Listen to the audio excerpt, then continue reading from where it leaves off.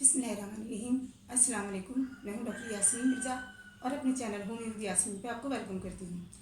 आज की मेरी वीडियो बहुत ही इंपॉर्टेंट मसले के बारे में है। बहुत ही कॉमन प्रॉब्लम है लोगों की और वो है आर्थराइटिस यानी कि जोड़ों का दर्द। तो इसी सिलसिले में आज की मेरी वीडियो है जिसमें आपको मैं जो जोड़ों के दर्द की टाइप्स हैं, आर्थराइटिस की टाइप, वो मैं बताऊँगी आपको। उसके अलावा हमारे होम्योपैथी में इसके लिए कौन सी मेडिसिन है जिनके इस्तेमाल से आपकी प्रॉब्लम बिल्कुल सॉल्व हो जाएगी। उसके अलावा कुछ इसके कॉजेज़ और कुछ डाइट के हवाले से बात होगी और लास्ट में मैं आपको एक टिप बताऊंगी जो बहुत बेस्ट है इस सिलसिले में आपकी प्रॉब्लम को सॉल्व करने के लिए। तो ये सारी चीज़ें आज की वीडियो में हैं, तो वीडियो को एंड तक देखिएगा। तो वीडियो शुरू करने से पहले अगर आप मेरे चैनल पर नए हैं तो मेरे चैनल को लाइक एंड सब्सक्राइब कर दीजिए और साथ लगे बेल आइकन के बटन को ज़रूर प्रेस कीजिएगा। तो वीडियो हम स्टार्ट करते हैं।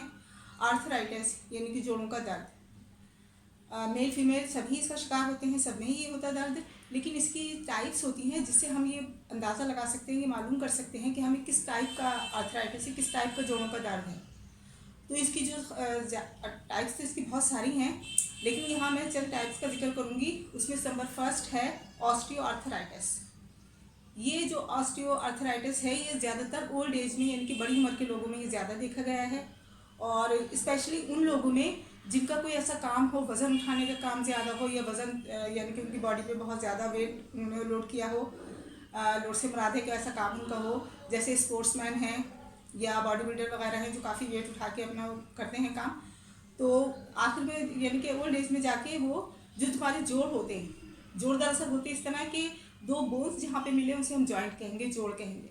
उसके बिल्कुल एक दूसरे से चिपके हुए नहीं होते बल्कि उसके दरमियान में कार्टिलेज होती है, एक सॉफ्ट सी, जिसे कुटी हड्डी भी कहते हैं, साइनोवियल फ्लूइड। वो जो होता है वो हमारे जोड़ों को एक दूसरे से ज़रा सा अलग रखता है ताकि मूवमेंट में, चलने फिरने में, हरकत में आसानी हो।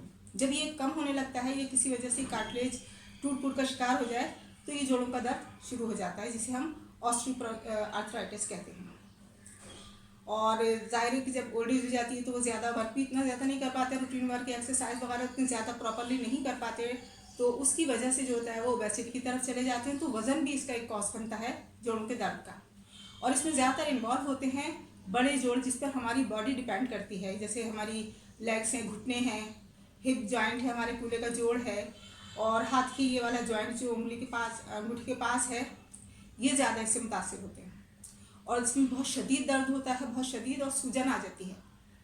तो ये है ऑस्टियोआर्थराइटिस। इसके बाद जो सेकंड इसकी टाइप है वो है रूमेटॉइड आर्थराइटिस। ये किसी भी उम्र में हो जाता है, यानी कि 20 से लेकर 40 साल की उम्र के दरमियान के लोगों में भी ये पाया जाता है। और इसकी जो टाइप, इसका जो असर होता है, उसका दर्द बहुत ज़्यादा शदीद होता है। इतना शदीद होता है कि उसको हरकत करने में, चलने उठने बैठने में हर तरह से उसको तकलीफ होती है। जोड़ सूज जाते हैं, रेड हो जाते हैं और उसकी यानी कि बर्दाश्त से बाहर होता है उसकी दर्द। और ये किसी भी जोड़ में हो जाता है, जिस्म का कोई सा भी जोड़ हो उसमें ये हो जाता है, चाहे पैर का जोड़ हो या हाथ का जोड़ हो।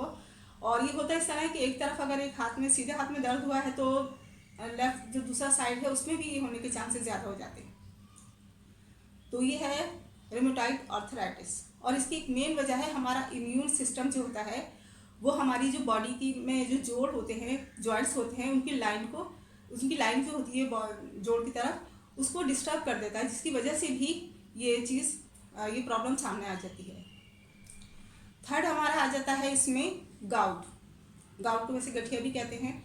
और ये ज़्यादातर जो होता है ये ज़्यादातर छोटे जोड़ में से स्टार्ट होता है और स्पेशली पैर के जो अंगूठा होता है उसके जोड़ से ये स्टार्ट होता है। बहुत शदीद इसका पेन होता है और ये फिर मुख्तलिफ हमारे जोड़ों में भी चला जाता है। हाथों के छोटे जो जोड़ हैं, छोटे उंगलियों के, उसमें भी आ जाता है ये और इतना शदीद पेन होता है। और इसमें हीटनेस होती है, गर्म महसूस होता है। जहाँ पे ये दर्द ज़्यादा हो रहा होता है तो उस वक्त उस जगह गर्म महसूस होती है। सूजन तो होती है लेकिन उसके साथ ये हीटनेस भी पाई जाती है और बहुत शदीद इसका पेन होता है कि बर्दाश्त नहीं होता। और ये किसी, अक्सर ये भी ओल्ड एज में तो नहीं कह सकते, लेकिन ये किसी भी एज में हो जाता है, यंग एज में भी हो जाता है और ओल्ड एज में तो वैसे भी हमारे जोड़ वगैरह तो थोड़े वीक हो जाते हैं। ये हो गई इसकी तीसरी टाइप। और इसकी चौथी एक है एनकिलोजिंग आर्थराइटिस।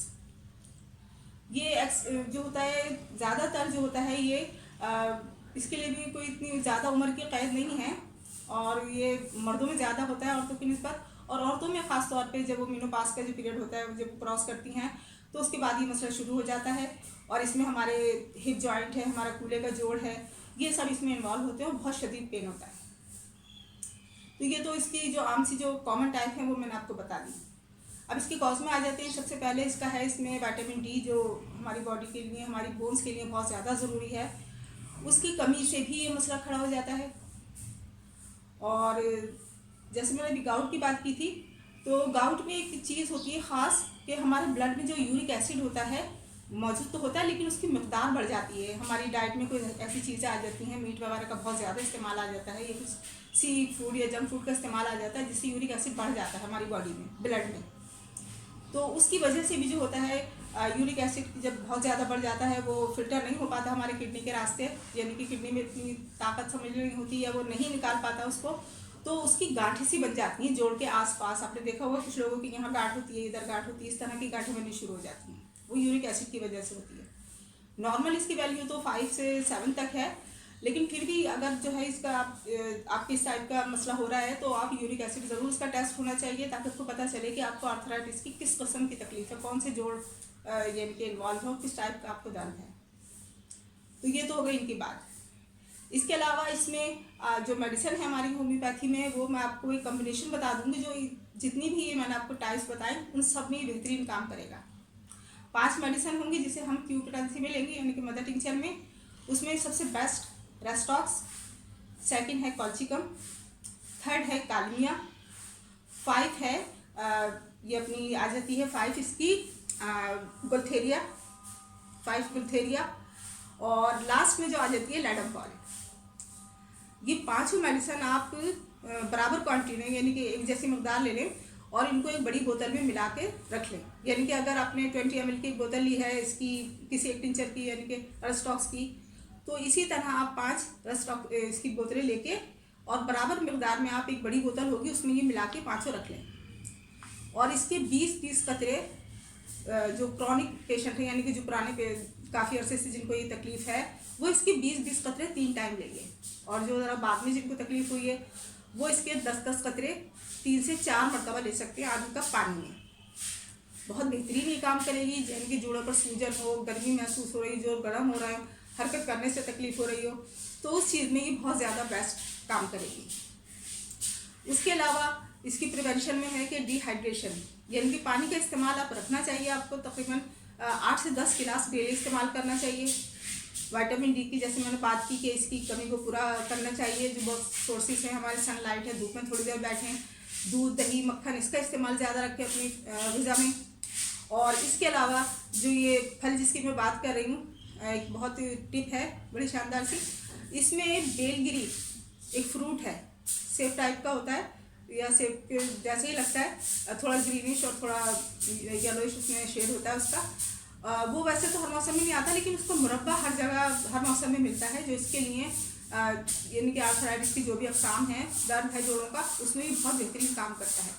इसका इस्तेमाल आप रखें अपनी ग़िज़ा में, दूध का इस्तेमाल रखें, पानी प्रॉपर पिएँ, ज़्यादा पिएँ, बल्कि 8 से 10 गिलास रोज़ाना पिएँ, और अपने आप को धूप भी लगाएं।